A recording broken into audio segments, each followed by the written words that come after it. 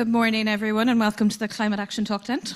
So the idea for this tent, it came about after conversations after COP last year within Trinity, where we learned that an awful lot of people were doing work on the ground around climate action, but we weren't doing a great job of talking to each other about all the work that we've been doing and how that research can impact the wider community, not just within Trinity itself.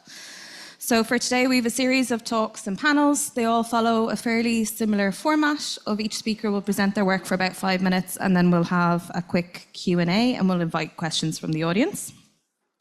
So to introduce myself, my name is Anne Kearns. I'm the Education, Public Engagement and Policy Manager at the Co-Centre for Climate Biodiversity and Water, which is an incredibly long way of saying it's my job to talk to people about climate issues all the time.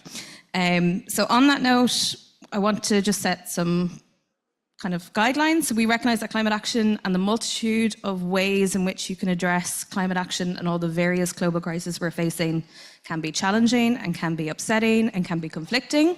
So we want to make sure this space is a space for just a plurality of thought and lots of ways to think and sharing lots of the approaches we're doing. So we'll be mindful that each speaker, as I said, they have 5 minutes, but to be mindful when we get to the Q&A of other speakers who maybe want to come in, and the same for our lovely audience if they have any questions, that they can, indicate to our lovely volunteers around the space that they want to ask a question. So we're just going to get into it. Sorry, that was a long spiel. So we're joined now by Nina McGowan, an artist, Mary Coakley, who's the Community Engagement Manager here in Trinity College Dublin, and we're joined by Siobhan MacDonald.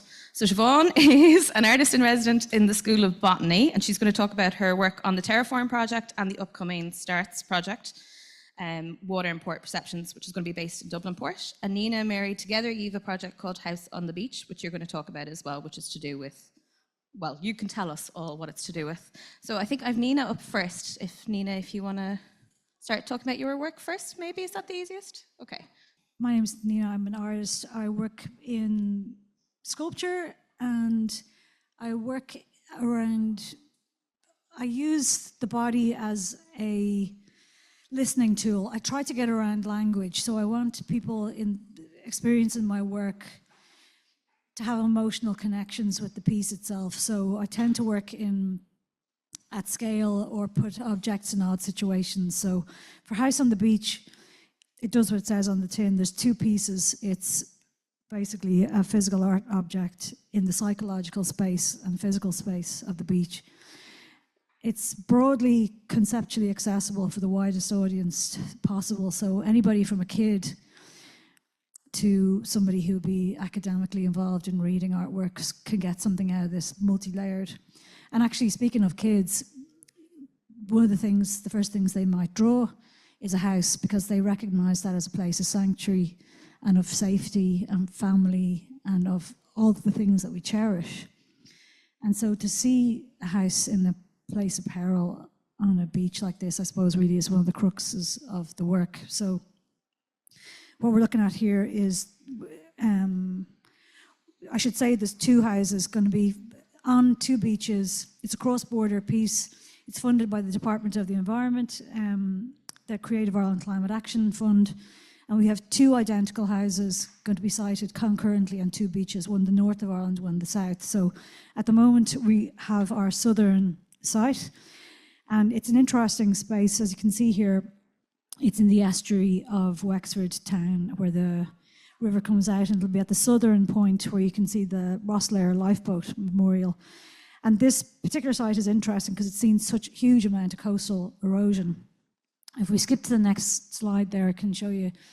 Actually, if we go back, I should point out, it's okay, at the northern spit there was a village for about 100 years called Rosslare Fort, and exactly 100 years ago in 2024 it was washed away by a crazy storm. So 1924, 100 years ago, in the Christmas of 1924, a storm completely eradicated the town.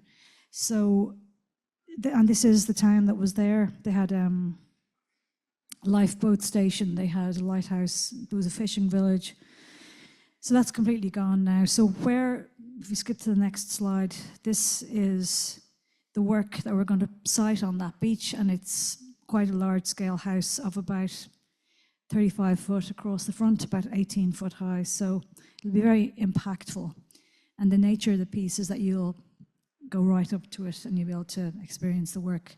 And again, develop a kind of a sense of the overwhelm that we're commonly experiencing in the face of this climate issue. And what it's doing effectively is pointing out the elephant in the room, because everybody's so tired of hearing the same words used over and over again. I think we're deaf to the language. So trying to find new ways to map emotionally onto the physical body the impact of what we're actually facing. So.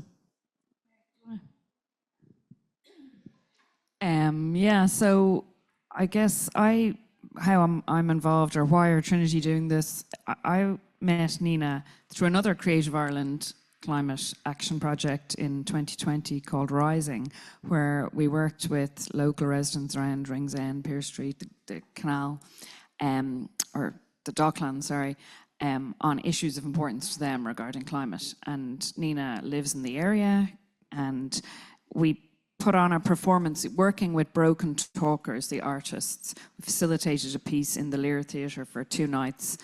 And there were local residents who had never been on a stage before. And Nina did a great piece as part of that. And so that's how we met. I've never been able to escape. And no, it's great. So this was a very ambitious project, our second, application of funding to Creative Ireland. And yeah, I suppose from Trinity's perspective, why would we do this, or what can researchers, what can Trinity get out of this? I mean, we're working with the, Climate Co-Centre and a lot of academics in Trinity who are working in climate action. And in my experience, I suppose I am going to generalize, it's hard to generalize, but they think differently. They have different audiences. They, students, okay, industry, but they work differently to the way artists work and see things differently. And as Nina said, that visual confrontation or presentation of the climate crisis is something that they don't really necessarily think about. And it bringing artists and academics together, I think, we need everybody to get involved in climate action. We need across society. So that's what we're trying to do. Great. So I've already loads of new questions, but we'll go to Siobhan first to talk about her pieces, and then we'll have a bit of a chat. Hi, everybody. I'm delighted to be here. And Trinity's just been such an incredible gift to me for the last while, and hopefully going into the future. So many amazing projects going on. Nina, your project is off the charts, amazing. Wow. I'm in the botany department, and I have been collaborating with Professor Jenny McElwyn for many years, and a lot of her PhD students and the incredible array of scientists involved in that. I'm also involved in lots of different projects across the college. I have been commissioned to make an artwork for a show called Bog Skin that Patrick Murphy is curating for the RHA. And as part of that, I'm making a response to the Fadimore Psalter, which is a 2006 exhumed manuscript that was 1,000 years old from a bog. And I'm working with the head manuscript conservator in Trinity on making a response to this incredible book that survived inside a bog for all that time. So this is an image from my show last year about kind of work and related to that. Other work that I'm doing with the Terraform project, which is one of Jenny's, I think at URC funded projects, is a number of scientists are making work, very experimental work. So I'm involved in a couple of incredible experiments, one of which is related to East Greenland, which is one of my favorite landscapes at the moment. A set of fossils that were brought back by Professor Jenny McElwyn many years ago that are being used at the moment in the lab to explore the idea of mass extinction, because these fossils came from the Triassic period, when we entered into a mass extinction and the climate went through a huge, enormous upheaval.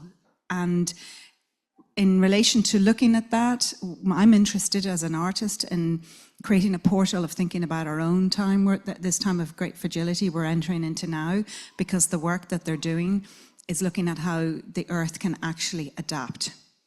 So I think it's really cool. As many projects that I could explain. One with roots, with the idea of Irish forests and an AI system where we'll be able to track the water and the kind of feeling of the water going through the roots and forests.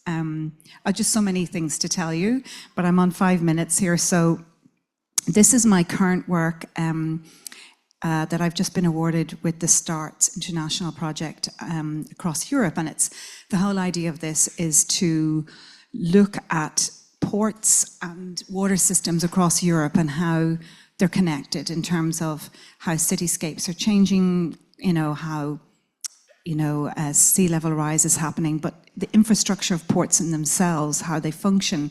So there's each city across Europe, not each city, but many of the major cities, like the Venice Lagoon is one of the subjects, Dublin Port is another. So my work will be created with the Beta Festival, and in terms of I'm looking at this through technology, the lens of technology. I'm going to be collaborating with loads of scientists in Trinity. I'm kind of looking for people to work with on this in terms of opening it up to water scientists, to anybody related to the port in any way, because it's 1 year and it's going to be hopefully shown in Ars Electronica and maybe part of the Venice Biennale. So it's a really extraordinary opportunity for my work. So the inquiry that I'm looking at is I'm thinking about ships and underwater archaeology, and in this time when we look at the port and it's a slice of history going back 300 years, maybe more. I'm even looking back to when Ireland was part of Pangaea and the idea of it as this landmass moving through time, and that we are where we are now, in relation to the equator, and that the Dublin port is almost like an artery. If you think of Ireland as a body, and the artery going into Dublin is like going into the brain of Ireland, and that this history of this exchange of knowledge and water, particularly ballast water that comes from different ecosystems across different cultures and times, that every time a ship comes, it dumps or it exchanges this element.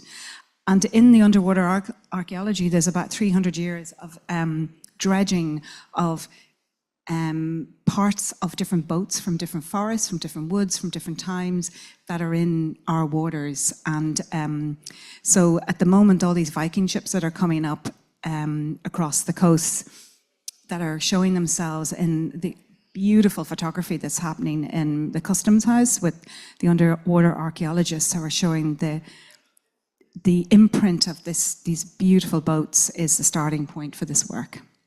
Great. I like this. This is my point about how people don't even get to talk about their own. Didn't even know Nina work was within here. The sectors they work in, exactly. And I think you both mentioned some really interesting points about scale and landscape and the speed. There's a really interesting kind of transient speed that I think we in universities perhaps work at our own timeline. And Mary, you can correct me if I'm wrong.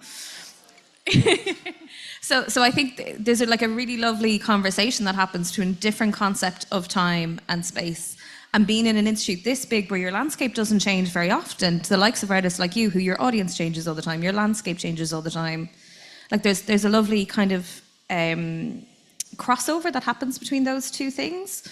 But I guess I can see that as someone who works between the two spaces. But what would make you want to come work with a higher education institute? Sorry. Like, what's the benefit to you guys of working with universities? Because I think a lot of the time we see you guys as dissemination tools, which people have their opinions on. I have my opinion on. But I think the conversations that come out of these works, and Mary can speak to this as well, to the other pieces, are more valuable than anything else. There's obviously it's a repository of knowledge, a huge university, and it goes back several hundred years. But to take the poetics and try to open it up into other spheres so it can be accessible even beyond the language that's used for how you guys, the currency of the knowledge. Yeah. And to bring it outside the setting. And especially for me to have it physically there really engages the most amount of people. Yeah. But I'm really interested in what you're talking about time. There's a notion of residence time within the sea, that each of the slave ships that came across, the spit and sweat and blood of those people still exists within the body of water, and water is a great conduit or a kind of historical holding tank. I just think it's a beautiful poetic substance. Anyway, I could go off talking as well for ages. What was the question? Do you want to come back in?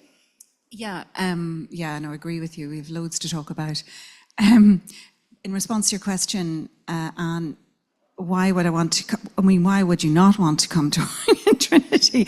I feel like I got the golden ticket in the Willy Wonka chocolate factory. So it is the most incredible repository of exchange of knowledge, and there are like so many projects going on just by being physically in this place. It's like it's a download of an ether, you know. So I find that physically being here, you have to be here, because the times, the exchanges that happen is walking across the corridor, getting a coffee and bumping into somebody, and then, you know, an entire download of information happens. And the magic in the sort of randomness of the intuitive process is something that attracts me very much as a painter, because trying to make these things happen, it's difficult, and the trying almost blocks the intuition. But being there, having the crack, talking to somebody, you know, just exchanging a bit of a hello, you don't know where it ends up. So, but also the idea of, you know, one of the things I like to try and help to break down is this idea that artists are here to describe or illustrate scientific knowledge. I don't agree with that at all as an artist, because art in itself, art making and art is an entire thing within and of itself, just as science is. So these delicate areas of exchange that happen in the crossovers and the knowledge exchange, there's a relationship that goes on there that is very important, and it's hard to explain. But art, if art was here to illustrate science, it wouldn't function as art. It's here to question, it's here to turn it on its head and disrupt things, really, you know. And I suppose, so I think that point about curiosity, asking questions, is like, I find it fundamental to both careers, having been both. Like, I think that's the most interesting thing. And yet for some reason we seem to be like, no, it's the process of curiosity is a dividing factor. But I think your point about how it impacts your work is very real. And it works in reverse. And I don't know, Mary, if you can speak to that a little bit, but like how we have seen it impact researchers who've been working on these projects, or even our own thinking within these big institutions. Yeah, well, again, from personal experience with, you know, it's the nature of academic work that academics, PhDs, researchers focus in a really particular area, tiny focus. And, you know, sometimes for some people to get them beyond that or thinking outside that. And this project we're doing, I don't know if you want to show that image again of the house on the beach, building a house, putting it in the sea. You know, needless to say, that's full of logistical difficulties. And also people are, you know, to quote you, you know, putting things on its head. That is completely turning things upside down. But what artists, and working with Nina, and she's referenced it already, compared to generalize academics and their way they work, is this is an emotional connection. This is something that's not supposed to be there. We're not supposed to build a house in the sea. Why would we do that? So it's confronting researchers, getting them to think very differently, to question what they're doing themselves and how what they're doing is impacting the public and our actions. Is it? Are you making a difference? Are you getting people to change? Can what you're doing make an impact? Yes, of course, you hope it can. We hope it can to a certain extent. But how do we get everybody else behind this? How do we get all publics, people who visit the beach, from children to adults, to people who don't necessarily want to and are overwhelmed by climate science, who don't want to maybe have stereotypical or, you know, maybe negative perceptions about science researchers? They might be more, you know, turned on, interested in listening to an artist, in going to a piece and walking on a beach. So it's bringing more people in an emotional way. Yeah, great. So we're nearly at time. I think what I'm going to ask you is, what's your biggest hope for this type of work? So your hope for yourself and your own projects, the people who see the work, and then for Trinity and researchers within Trinity. I'm going to give you three in one question, sorry. What's my biggest hope for this work, personally? Yeah. Okay, first, for which work? All of the work? This type of work, sorry, partnering with researchers in these type of projects. My hope is that the exchange becomes something that evolves a new way of looking at things, a new perspective on the fear that we're facing right now, because my work is kind of related at the moment about environment, you know. It offers a hope in that, you know, particularly the Greenland project, the fact that, you know, the Earth has gone through different extinctions and it has adapted. Now, we will be obliterated, but that's probably a good thing. But my hope is that it will just open up people to realize that we are not just, you know, a set of data, that we have agency within ourselves, and there is a consciousness out there that is hope, and that even just to be hopeful within your own being affects somebody else. And that creates an energy, and I really believe in that. So the idea of science, you have to prove something to disprove it, and then you can't prove anymore. There's something beyond that. There's the unknown that we can't explain in the world, and I'm very attracted to that, because that is very hopeful, you know. We don't know what's going to happen, really. So my hope, I think I answered it all in that one, didn't I, really? Yeah, fair enough. Nina, do you want to go? Well, for this piece here, I think it's going to be interesting because we've got two of them concurrently, one in the north and the south. So it's to bring the island together where we might be divided, and because climate, you know, the sea level rising sees no political boundaries. And we're working with different institutions on both sides, arts officers from the north and the south. So we're hoping to bring the community island together under, like it's a beacon to bring communities together and get conversations going. So we have like surfers against sewage in the north and the south who may not normally come into contact. We have issues in the north and the south that are separate. And again, it's to bring them all together to get a bit of cohesion and a bit of momentum behind the work. But for me, it's to bring people into the psychological space of the beach. When you walk on beaches, you go there to clear your head, and we're hoping to be able to use this to help people change their minds about how they can be. When we're in the city and we're amongst people, we're very much preoccupied with city things, but we're talking about nature, we're talking about the future, and we're trying to connect with future populations and get a contract together. We're trying to help this world stay at least how it is and improve, not get any worse for future generations. We won't be here. So there's something about this connectivity forward, connecting to the history. And I mentioned earlier that there was a village on the site where we're building this that doesn't exist anymore. So we're going back and forward. So it's to have that reach, not just in this moment, but possibly figure out a way to go forward. Great. Mary? And just to take that point about cross-border or one island, I'd like this project to even go beyond the island internationally. I'd like to see a picture of this in the New York Times or the Guardian or somewhere like that. Not that we're ambitious, but because it's logistically a very complex, difficult project. It's a lot of work to put it up for 4 weeks. So, you know, let's get it seen. Let's get local people and people, locally in Wexford, but Ireland go, oh my God, let me think about this and act, which is very difficult. It's very difficult to get people to change and to act. But finally, to also, you know, it's important for this to provide a platform for Trinity researchers like the Climate Plus Centre to kind of talk about the work so it goes beyond the gates and people buy into it, both research and art. And again, all of us working together on climate. Great. Are there any questions from the audience? Sorry to the people who just walked in the door, you don't have to ask a question. Have we any other questions? No? Any last thoughts on this conversation? Thank you so much. Just to say thank you for bringing us together, because honestly, I didn't know Nina was doing this, and you know, you just feel like you're flapping around in the wind, and there's all this going on. Yeah. It's fantastic.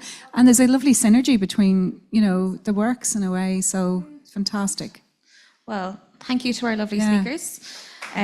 just to say we're going to have a series of panels and talks going all day in here, talking about all issues climate. So for the morning, we have a lot of climate and art and visualizing conversations. So the next one is going to start shortly, and we're going to be talking about how you visualize climate action and climate research when you're in the field. But we'll have stuff going on all day, so drop back. There will be fresh coffee, fresh tea, and fresh pastries as the day goes, if that helps lure anyone in. And just, yeah, again, a last thank you to everybody. Thank you.